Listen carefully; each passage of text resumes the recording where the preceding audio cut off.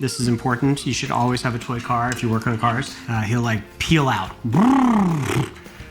Looked ridiculous. Hi everyone, I'm Bobby Podesta. I started at Pixar back in 1997, and then in the summer of 2001, I got to be the first animator to work on cars.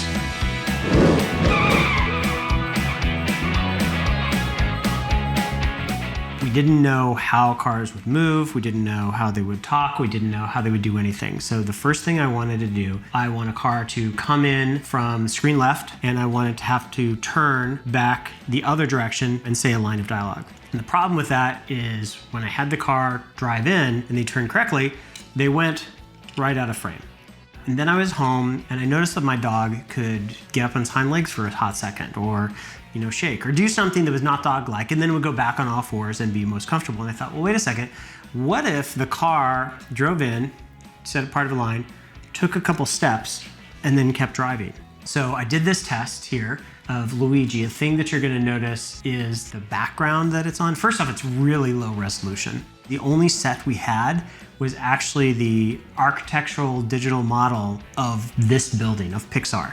We had just moved into this building. So I had him start to talk, take a couple steps and turn, and it kind of proved it. So this was the first test from that film. It seems kind of simple, and you're like, yeah, that's what cars do.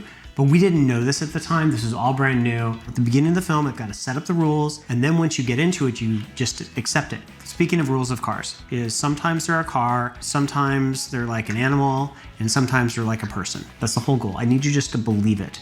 This is going to be rendered with reflections, with textures, with atmosphere, all these things, and it's going to look like a big, heavy metal car. And so because of that, we wanted a sense of truth to materials. The basic idea, if you've heard the term truth to materials, is something acts like what it looks like. It looks like a cup, it moves like a cup. This thing is not going to get like super squashy and stretchy. So of course, we did a test that was way too rubbery.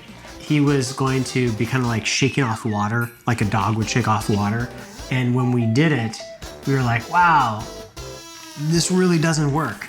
And that's okay, because I mean, half of the tests we're doing are to figure out like what does work, but also to figure out like what doesn't work. If you're an audience member watching this, I want you to feel like, oh my gosh, now it is a cat, now it is wagging its tail, and now it is cow tipping, but it's tractor tipping. You're gonna put it together as an audience, and the more we built this language of movement and of acting, the more that the world became believable.